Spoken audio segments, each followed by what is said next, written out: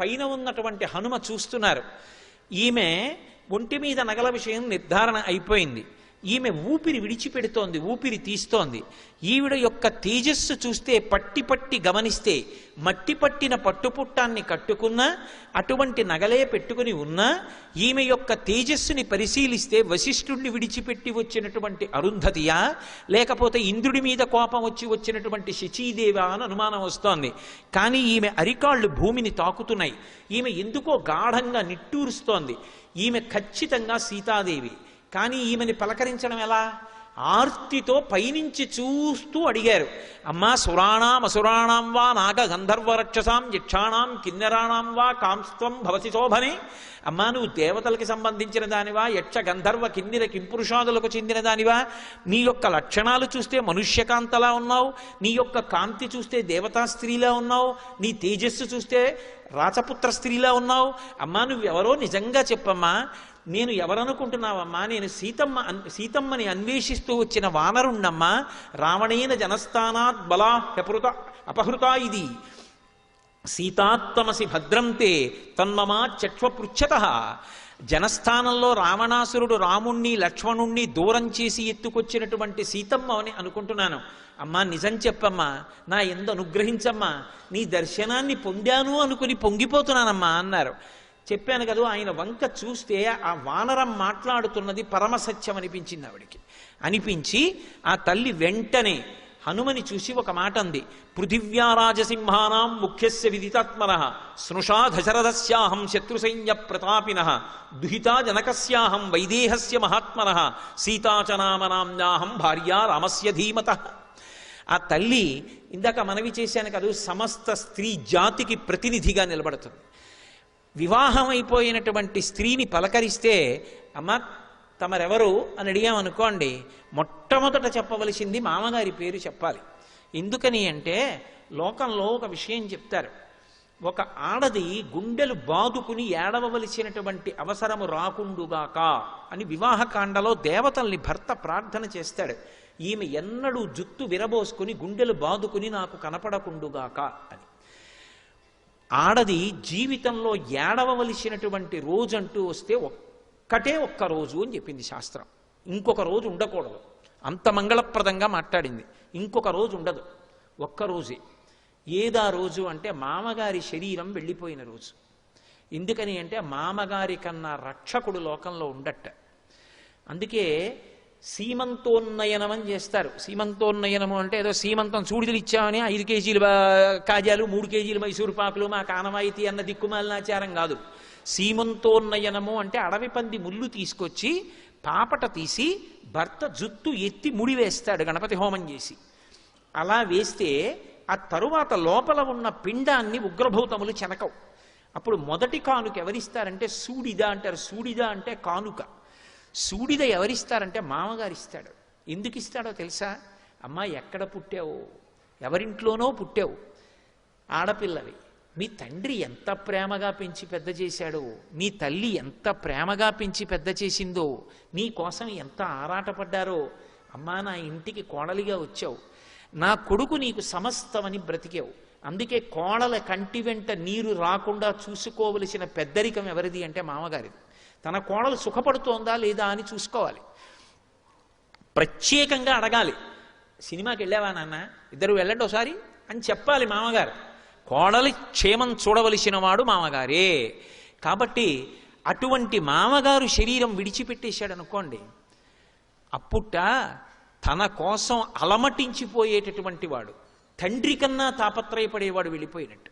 అందుకే సూడిదల్లో అమ్మా నా ఇంటిని మెట్టావు, నాకు వారసుని ఇవ్వబోతున్నావు, నన్ను తాతని చెయ్యబోతున్నావు, ఎంత గర్భక్లేశాన్ని అనుభవిస్తావు.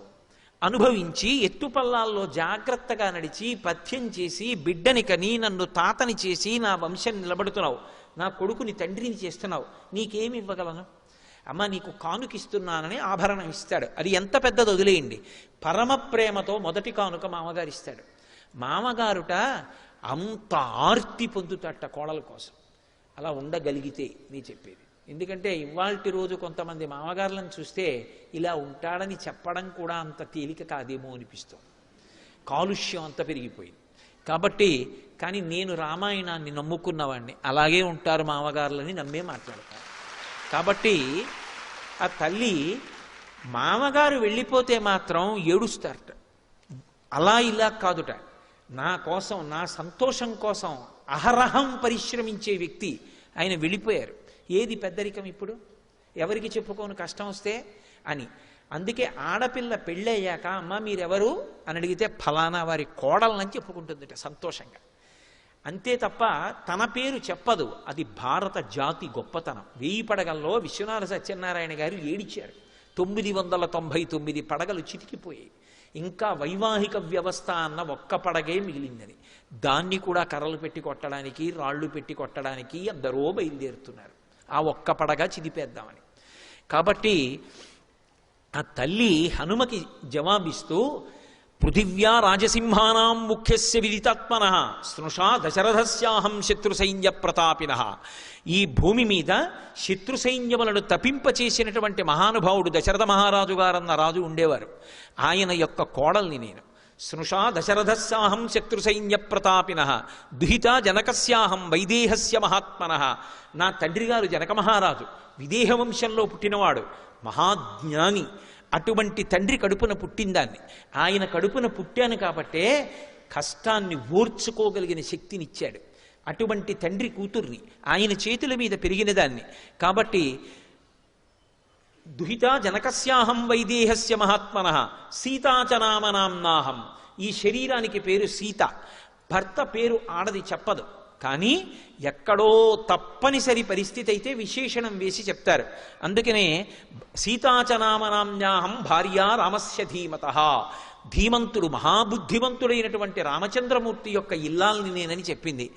ఆయన పరమ సంతోషపడిపోయి శిరస్యంజలి మాధాయ, తల మీద అంజలి ఘటించి, అమ్మయ్య మా తల్లి ధైర్యం చేసి మాట్లాడిందని గబగబా కిందకి దిగొచ్చారు. దిగొచ్చి అమ్మా అమ్మా ఎంత సంతోషం అమ్మా, నీ గురించి కదమ్మా దశ దిశల వానరములన్నీ వెతుకుతున్నాయి. అమ్మా నీ కోసం కదమ్మా వాలిని చంపేశాడు, నీ కోసం కదమ్మా సుగ్రీవుడికి పట్టాభిషేకం చేశాడు, నీ కోసం కదమ్మా పరితపించిపోతున్నాడు రామచంద్రమూర్తి. అటువంటి నిన్ను దర్శించానమ్మా, నా జీవితానికి ఇంతకన్నా సౌభాగ్యమే ఉంటుంది అని మురిసిపోయి, అమ్మా ఎలా ఉన్నావమ్మా, ఇక్కడికి ఎందుకు చేరుకున్నావమ్మా అని అడిగితే ఆ తల్లి చెప్పడం మొదలుపెట్టింది. నేను సమాద్వాదశతత్రాహం రాఘవస్య నికేతని భుంచ్వాన్ మానుషాన్ భోగాన్. నేను 12 సంవత్సరముల రామచంద్రమూర్తి యొక్క అంతఃపురంలో ఆయన భార్యగా మనుష్యులు ఎన్ని భోగాలు అనుభవిస్తాలో అన్నీ అనుభవించారు. అది ఆయన గొప్పతనం. ఎంత పెద్ద మాట ఉందో చూడండి. ఒక మనిషి ఎన్ని భోగములు అనుభవిస్తాడో అన్నీ అనుభవించారు. అంటే నిజంగా అనుభవించిందా పక్కన పెట్టండి, మా ఆయన నన్నంత సుఖపెట్టారు, ప్రీతి. అందుకే ఆ దాంపత్యం అలా ఉన్నప్పుడు ఒంటి మీద ఎన్ని నగలున్నాయి, ఎంత ఖరీదైన చీర కట్టుకున్నారన్న దానితో ఉండదు. అటువంటి దంపతులు ఎక్కడున్నారో అక్కడ లక్ష్మీదేవి ఉంటుంది. వాళ్ళిద్దరి మధ్య ఆ సంతోషం ఉంటుంది, ఆ అవగాహన ఉంటుంది. కాబట్టి ఆ తల్లి అంటుంది, నేను 12 సంవత్సరములు రామచంద్రమూర్తి అంతఃపురంలో మనుష్యులు పొందేటటువంటి సమస్త భోగములను అనుభవించాను. రాముడు అరణ్యవాసానికి వెళ్ళిపోతున్నప్పుడు ప్రయత్నపూర్వకంగా రాముణ్ణి విడిచిపెట్టి ఉండలేక అరణ్యవాసానికి వచ్చాను. అరణ్యవాసానికి వచ్చిన తరువాత మాయామృగం రూపంలో వచ్చినటువంటి మారీచుడు నాకు రాముడికి ఎడబాటు కల్పించాడు. ఆ సమయంలో పరివ్రాజక రూపంలో రావణాసురుడు నన్ను అపహరించి తీసుకొచ్చి ఈ లంకాపట్టణంలో బంధీకృతురాల్ని చేశాడు. అడ్డొచ్చినటువంటి జటాయువుని సంహరించాడు. ఆనాటి నుంచి ఈనాటి వరకు రామపాదార విందములను స్మరిస్తూ రాముడు వస్తాడు, నన్ను గట్టెక్కిస్తాడు అని ఆలోచన చేస్తూ ఇలాగే ఉన్నాను. కానీ రాముడు రాలేదు. ఇక 2 నెలలు మాత్రమే గడువుంది. వచ్చి 10 నెలలైంది. 2 నెలల తరువాత తన ఉదయ ఆహారంగా నన్ను ఖండించి తీసుకొచ్చి వండి పెడితే తింటానని రావణుడు ప్రతిజ్ఞ చేసి ఉన్నాడు. కాబట్టి 2 నెలలు గడువిచ్చాడు. నేను మాత్రం ఆయన పాన్పు చేరను. నాకు మిగిలి ఉన్న జీవితకాలం 2 నెలలు. ఈలోగా రాముడు రావాలి, వచ్చి నన్ను రక్షించాలి అని ఆ తల్లి చెప్తుంటే విన్నారు హనుమ. విని, అమ్మా ఎందుకమ్మా అంత బెంగ పెట్టుకుంటావు, నువ్వంత బెంగ పెట్టుకోవలసినటువంటి అవసరం లేదు తల్లి. నీ కోసమని చెప్పి రాముడు చెయ్యనటువంటి ప్రయత్నం లేదు, అంత ప్రయత్నం చేస్తున్నాడు అని ఆయన రాముడి గురించి చెప్తుంటే ఆ తల్లికి అనుమానం వచ్చింది. నేను చనువిచ్చి ఇతనెవరో కూడా పూర్తిగా తెలుసుకోకుండా రాముడి గురించి మాట్లాడుతున్నాడని నమ్మాను. చెట్టు మీద కూర్చున్నవాడు చెట్టు దిగాడు. చెట్టు దిగిన వాడు దగ్గరికి వచ్చాడు. దగ్గరికి వచ్చి నిలబడి మాట్లాడుతున్నాడు. ఒకనాడు పరివ్రాజక రూపంలో ఇలాగే వచ్చాడు. రావణుడే వచ్చి ఉంటాడని, నన్ను ఇంకా బాధ పెట్టడం నీకు తగదు రావణ అని ఆ తల్లి విముఖురాలై పక్కకి తల తిప్పుకొని అమ్మా, నా పట్ల అపనమ్మకాన్ని పొంది ఉండకమ్మా, నేను యథార్థం చెప్తున్నానమ్మా. నీ నుండి ఎడబాటు పొందినటువంటి రామచంద్రమూర్తి నిన్ను అన్వేషణ చేస్తూ ఒకనాడు కిష్కింధాపురాన్ని చేరుకున్నాడు. అక్కడ ఋష్యమూక పర్వతం మీద రాజ్యాన్ని పోగొట్టుకుని, భార్యని పోగొట్టుకుని బాధపడుతున్న సుగ్రీవుడితో అగ్నిసాక్షిగా చెలిమి చేసుకున్నాడు.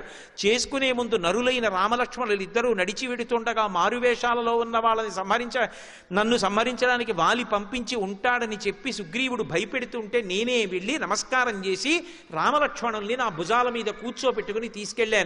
సుగ్రీవుడితో అగ్నిసాక్షిగా చెలిమి చేకూరింది. ఒక్క బాణంతో వాలిని కొట్టాడు. వాలిని సంహరించి సుగ్రీవుడికి పట్టాభిషేకం చేశాడు. ప్రత్యుపకారంగా దశ దిశల వెతకడానికి వానరుల్ని పంపుతానని సుగ్రీవుడు మాటిచ్చాడు. అన్ని దిక్కులకు వానరములను పంపాడు. దక్షిణ దిక్కుకొచ్చిన కొన్ని లక్షల మంది వానరులకు అంగదుడు యువరాజు నాయకత్వం వహించాడు. మిగిలిన వారు ఉత్తర తీరంలో ఉండిపోతే రాత్రి 100 యోజనముల సముద్రాన్ని గడచి వచ్చి ఈ పట్టణమంతా వెతికి తెల్లవారుజామున నీ దర్శనాన్ని పొందాను. కేసరి అనబడేటటువంటి మహావీరుడైన వానరుడు ఉన్నాడు. ఆయన శంబదాసుడు అనేటటువంటి రాక్షసుడిని సంహరించాడు. ఆ కేసరి యొక్క భార్య అయిన అంజనాదేవి యందు వాయుదేవునికి ఔరసపుత్రుడిగా జన్మించిన వాణ్ణి.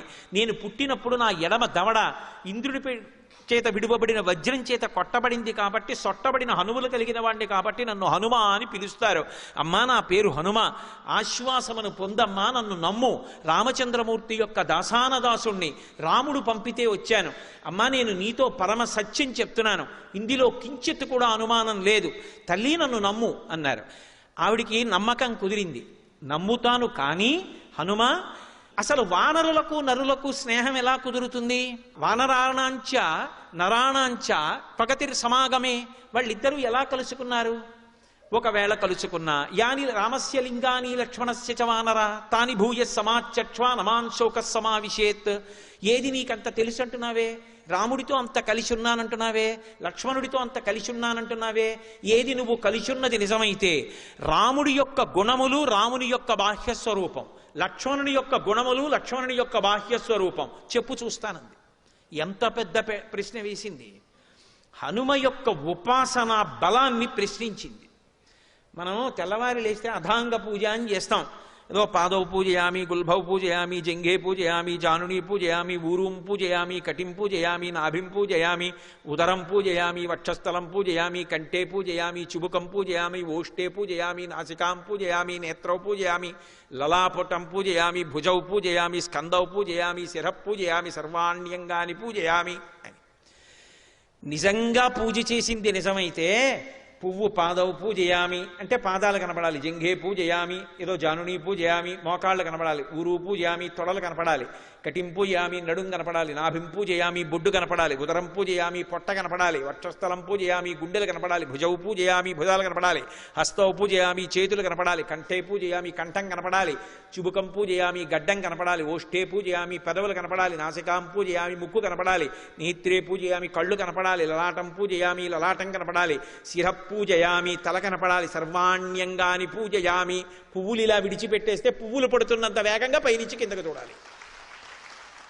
నువ్వు నిజంగా ఉపాసన చేసింది నిజమైతే నీ కులదైవం ఎవరయ్యా అన్నారనుకోండి, రాముడు నా కులదైవం అండి అన్నాననుకోండి. ఏది రాముడు ఎలా ఉంటాడు చెప్పు అంటే కాళ్ళ దగ్గర నుంచి బొటనవేళ్ళు, గోళ్ళు, చిటికిన వేలు, ఆయన చీలమండలు, ఆయన కాలు, ఆయన మోకాలు, ఆయన తొడలు, ఆయన నాభి, ఆయన యొక్క కడుపు, ఆయన గుండెలు అన్ని విడిచిపెట్టకుండా చెప్పగలిగితే ఆనాడు నేను ఉపాసన చేశానని గుర్తు.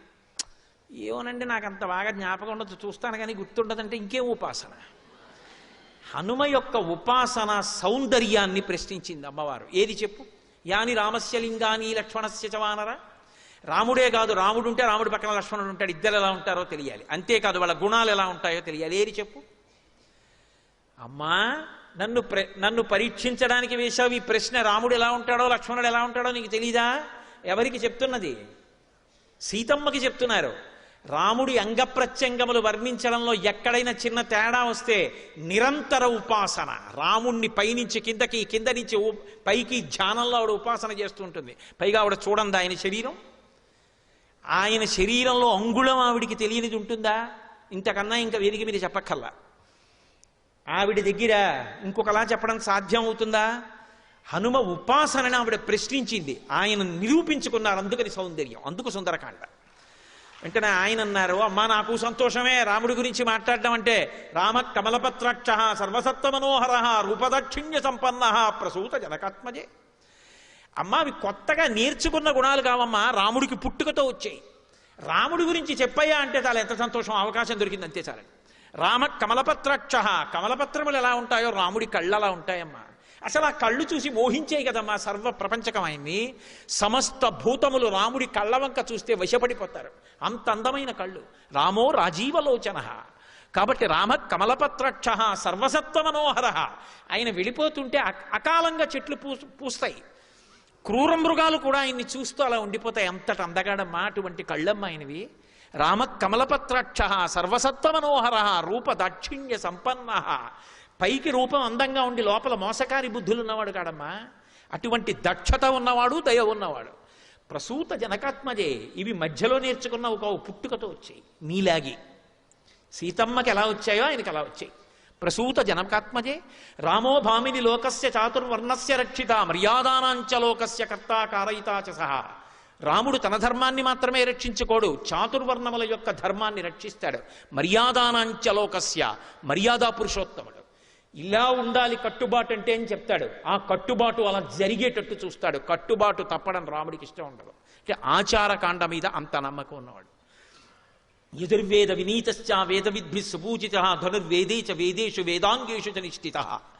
అమ్మ రాముడికి వేదాలన్నీ తెలుసు, యజుర్వేదం విశేషంగా తెలుసు. యజుర్వేదంలో పుట్టాడు. యజుర్వేదంలో పుట్టలేదని అప్పయ్య దీక్షితారు వారు ఏడిచారు. యజుర్వేదం ఎందుకంత గొప్పదైందంటే యజ్ అంటే ఆరాధన. యజుర్వేదం దక్షిణ దేశంలో చాలా ఎక్కువ. కృష్ణ యజుర్వేదం చదువుకున్న వాళ్ళే అందరూ. యజుర్వేదం చదువుకుంటే దేవతల్ని ఆరాధించి దేవతల యొక్క అనుగ్రహాన్ని పొందడం తెలుస్తుంది. అందుకే మీరు చూడండి, రామాయణంలో లక్ష్మణస్వామి వచ్చి అరణ్యకాండలో మాట అంటాడు, అన్నయ్య పర్ణశాల నిర్మించవన్నావు, పరమానస్మి కాకుత్సా తొయివర్ష శతం స్థితే స్వయంతు రుచిరే దేశే క్రియాతుమితిమాం వద అన్నాడు అరణ్యకాండ. అన్నయ్య పర్ణశాల కట్టాను, ఎటువంటి లక్షణాలతో ఉండాలో అలా కట్టాను. అన్నయ్య నువ్వు సీతమ్మ లోపలికి ప్రవేశించండి అన్నాడు. లక్ష్మణస్వామి వంక చూసి నవ్వి రాముడు అన్నాడు, లక్ష్మణ గృహప్రవేశం అలా చేయకూడదురా.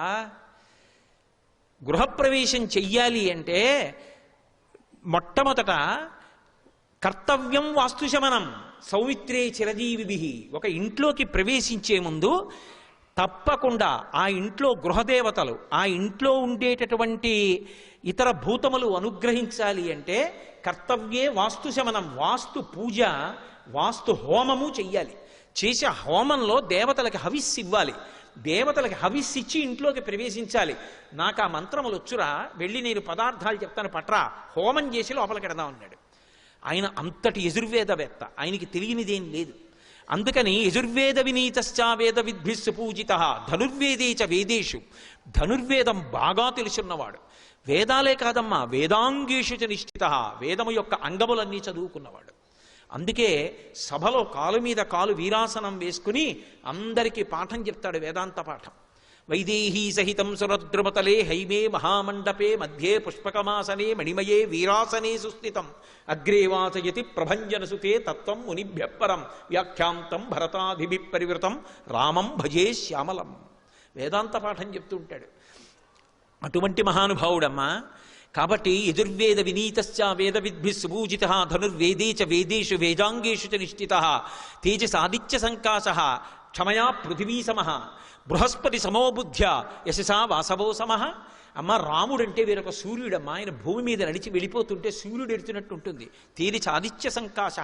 ఎక్కడి నుంచి వచ్చిందో తెలుసా తేజస్సు? ధర్మానుష్ఠానం చేత వచ్చిన తేజస్సు అమ్మ అది.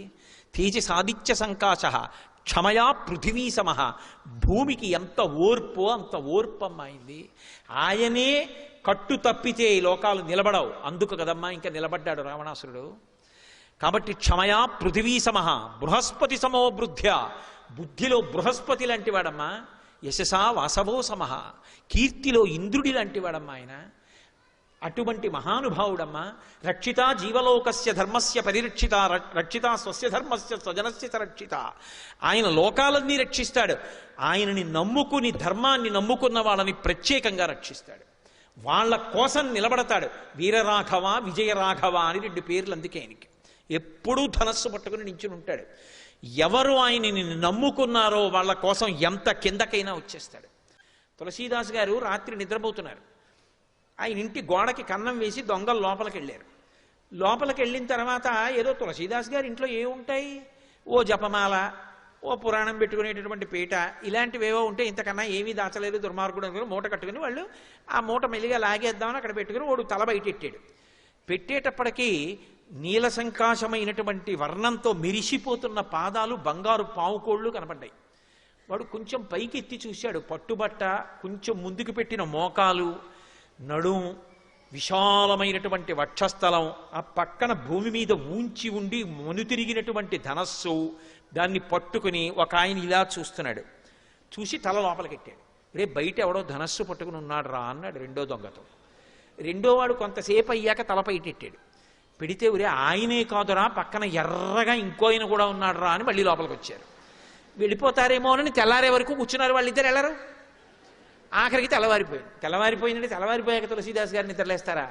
తెల్లవారుజాము సమయం అయింది. తులసీదాస్ గారు నిద్రలేచారు. ఇంట్లో ఇలా బయటకు వచ్చేటప్పటికి దొంగలు ఇద్దరు కూర్చుని ఉన్నారు, అన్ని మూట కట్టుకుని. ఆయన చూశారు. నమ చౌరాయిచ శిష్యాయిచ ఫేర్యాయిచ శకత్యాయిచ ప్రవాహ్యాయిచ. దొంగలో కూడా ఈశ్వరుణ్ణి చూస్తారు ఆయన. ఆయన అన్నారు, అయ్యయ్యో అదేమిటి అలా మూట కట్టు కూర్చున్నారు, వెళ్ళిపోయారా అన్నారు. ఆ పాటి ఇంగిత జ్ఞానం మాకు లేక కాదు. బయటికి ఎడదామంటే ఇద్దరు నించున్నారు. ఒకడు నల్లగా ఉన్నాడు, ఒకడు ఎర్రగా ఉన్నాడు. రాత్రంతా నించునే ఉన్నారు. పైగా చేతిలో కోదండాలు ఉన్నాయి. ఇలా చూస్తున్నారు. కానీ ఎంత అందంగా ఉన్నారు. అలా చూసిన వాళ్ళ అందం ఏమిటో అలా ఉంది. ఎవరు వాళ్ళని తులసీదాస్ గారిని అడిగారు. తులసీదాస్ గారు బోర్న ఏడ్చారు. ఇంతోటి నా పురాణ పీఠం ఆచమన పాత్ర కోసం రాత్రంతా నించున్నారా రామలక్ష్మణులు ఇద్దరు కాపు కాయడానికి. కాబట్టి మహానుభావుడు ఆయన ఎవరి కోసం రాలేదు. ఒకానొకనాడు త్యాగరాజస్వామి గారు దక్షిణ దేశంలో వచ్చిందే ఒక్కసారి యాత్రకి. ఓ జమీందారు ఇంటికి వెడితే ఆ జమీందారు గారు ఏదో 500 రూపాయలు ఇచ్చాడు. ఇస్తే శిష్యుడు అన్నాడు, మా గురువుగారు డబ్బులు ఇచ్చుకోరు అన్నాడు. మీ గురువుగారు శ్రీరామనవమి ఉత్సవాలు చేస్తారట కదా, ఉత్సవానికి ఇస్తున్నాడు, ఇది రాముడి కోసం ఇచ్చాడు, తీసుకోమన్నాడు. రాముడి కోసం ఇస్తే మా గురువుగారి కోసం కాదు కదా, అతను తీసుకుని ఆ పల్లకి బొంత కింద ఎట్టాడు. పల్లకి వెళ్ళిపోతుంది అరణ్యంలో. మర్నాడు దొంగలు అట్నుంచి వచ్చారు. అందరూ పారిపోతున్నారు బాటసారులు. ఈ పల్లకి మోస్తుండగా శిష్యుడు అన్నాడు, గురువుగారు మనం కూడా వెనక్కి వెళ్ళిపోదాం అన్నాడు. ఎందుకురా, మన దగ్గర ఏముందని, వాళ్ళు వస్తే మాత్రం ఏం పుచ్చుకుంటారు, పో ముందుకన్నాడు. అంటే ఆయన నసిగాడు. ఎందుకు నసుగుతున్నావు అన్నారు. నిన్నటి రోజున జమీందారు గారు 500 ఇచ్చారండి, తీసుకున్నానన్నాడు. ఎందుకు తీసుకున్నావు అన్నారు. మీకోసం అని తీసుకోలేదు, రామనవమి ఉత్సవాలకి రాముడి కోసం తీసుకున్నానన్నారు. ఎక్కడ పెట్టామన్నారు. మీరు కూర్చున్న పల్లకీలో మీ బొంత కిందే ఉందన్నాడు. అయితే అది నా డబ్బు కాదుగా, రాముడిది కదా. అవును, రాముడు ఇచ్చుకోవాలనుకుంటే దొంగలకి ఇచ్చుకుంటాడు, దక్కించుకోవాలంటే దక్కించుకుంటాడు, నీకెందుకు నాకెందుకు పద. పల్లకి వెళ్ళిపోతోంది. దొంగలు రానే వచ్చారు. వీడు ఒక్కడు ధైర్యంగా వెళ్ళిపోతున్నాడు. ఏమిటంటే పల్లకీ దగ్గరికి అంత దూరం నుంచి కొంచెం దగ్గరికి వచ్చారు. వెంటనే ఆజానబాహుం అరవింద దళాయతాక్షం, ఆయన పెద్ద పెద్ద కళ్ళతోటి రామలక్ష్మణులు ఇద్దరూ కోదండాలు పట్టుకుని కనపడ్డారు. ఎలా? ఆకర్ణాంతము బాణాన్ని లాగి పట్టుకుని ఉన్నారు. వాళ్ళిద్దరూ వెనక్కి తిరిగి పరిగెడుతున్నారు, వీళ్ళిద్దరూ తరుగుతున్నారు. అలా చాలా దూరం వెళ్ళిపోతున్నారు. కానీ వాళ్ళు మధ్య మధ్యలో వెనక్కి చూడడం, ఎందుకంటే బాణం వదిలేస్తే వదిలేశారు కానీ ఇంత అందంగా ఉన్నారు ఏంట్రా అని చూశారు. చూసి పారిపోయారు. మర్నాడు పొద్దున్న త్యాగరాజస్వామి అలాగో ఆలస్యం అయిపోయింది, ఈ చెట్టు కింద పడుకున్నాను రా అని చెట్టు కింద పడుకుని అనుష్ఠానం చేసుకుంటున్నారు. ఆ దొంగలు ఇద్దరు మళ్ళీ వచ్చారు. వచ్చి నేల మీద పడి నమస్కారం చేసి, అయ్యా బుద్ధి గడ్డి తిని నిన్న మీ దగ్గర ఏమైనా ఉందేమో దొంగతనం చేద్దామని వచ్చాం, కానీ దొంగతనం ఏం చేయలేదు కానండి, ఎవరో ఇద్దరు మమ్మల్ని చంపడానికి ధనస్సు పట్టుకు బాణాలు పట్టుకుని వచ్చారు. ఎంత బాగున్నారో మీ సేవకులు, మమ్మల్ని కొట్టేశారు కానీ ఒక్కసారి వాళ్ళిద్దరినీ చూపిద్దురు అన్నారు. త్యాగరాజస్వామి దొంగల పాదాల మీద పడ్డారు. రే మీరు అదృష్టవంతులు రా, మీకు దర్శనం అయింది, నాకు అవలేదురా. ఇంకా తన భక్తుణ్ణి నమ్ముకున్న వాణ్ణి రక్షించడానికి అంత కిందకు వచ్చేస్తాడు ఆయన. అందుకే వీరరాఘవ విజయరాఘవ. అందుకే మహానుభావుడు రక్షిత జీవలోకస్య ధర్మస్య పరిరక్షిత, రక్షిత స్వస్య ధర్మస్య స్వజనస్య చ రక్షిత. అమ్మ ఏం చెప్పమంటావమ్మా ఆయన గుణాలు? కబీర్ దాస్ గారు అంతటి వాడు ఓ మాట అన్నాడు, ధరతీ సభ కాగజకరవు లేకిని సభ బనరాయ్ సాత సమంతికి మసికరవు హరిగుణ లిఖా నజాయ్ అన్నాడు. ఈ భూమండలాన్ని అంతటినీ కాగితం చేసి సప్తసముద్రాల్ని సిరా చేసి అరణ్యంలో ఉన్న చెట్లన్నీ నరికి ఆ కలపనంతటినీ చేసి కలం చేసి ఈ సప్తసముద్రాలు తీసుకెళ్లి సిరాగా పోసి భూమిని కాగితం మీద హరి యొక్క గుణములను రాయడం మొదలు పెడితే నాకు ఇవేవి సరిపోవు పదార్థాలు అన్నాడు. అన్ని గుణములు ఉన్నవాడి గురించి నేనేం చెప్పను, కాబట్టి నాకు చెప్పడం సాధ్యమయ్యే విషయం కాదు, కానీ ఏదో అందించడానికి ప్రయత్నం అంతే. అన్ని గుణములు కలిగిన వాడు. ఇక బాహ్య సౌందర్యం అంటావా, త్రిస్తిర త్రిప్రలంభశ్చ త్రిసమ త్రిశుచోన్నత త్రితామ్ర త్రిశుచ స్నిగ్ధ గంభీరస్త్రిశుచోన్నత. అమ్మ 3 స్థిరంగా ఉంటాయి, 3 పొడుగ్గా ఉంటాయి, 3 తెల్లగా ఉంటాయి, 3 నున్నగా ఉంటాయి. ఆపాదమస్తకం వేదిక మీద కూర్చుని చెప్పడానికి వీలు లేనటువంటి అంగప్రత్యంగములతో కలిపి ఇక్కడ నుంచి ఇక్కడ వరకు ఏన్నీ విడిచిపెట్టకుండా వర్ణించి చెప్పేశారు రామలక్ష్మణుల్ని. సీతమ్మ తల్లి ఆనందం ఏమని చెప్పమంటారు? ఇన్నాళ్లకి రామోపాసన చేసి అలా రాముడి గుణములు రాముడి శరీరం అంతా వర్ణించగలిగినటువంటి ఒక ఉపాసకుడు లభించాడు. ఆవిడ ఎంత ఆనంద పడిపోయి ఉంటుంది అసలు. అంత సంతోషం పొంది అంత నమ్మకం పొందింది ఖచ్చితంగా రాముడి పనుపున వచ్చిన దూతయే. ఇంత నమ్మకాన్ని ఆవిడ పొందింది అన్న తర్వాత అప్పుడు ఒక్క మాట అన్నారు, వానరోహం మహాభాగే దూతో రామస్య ధీమతః రామనామాంకితం చేదం పశ్యదేవ్యంగుళీయకం ప్రత్యయార్థం తవానీతం తేన దత్తం మహాత్మనా సమాస్విషి భద్రం తే క్షీణ దుఃఖ పలాహ్యసి. శ్రీ ఉమామహేశ్వర పరబ్రహ్మార్పణమస్తు. స్వస్తి.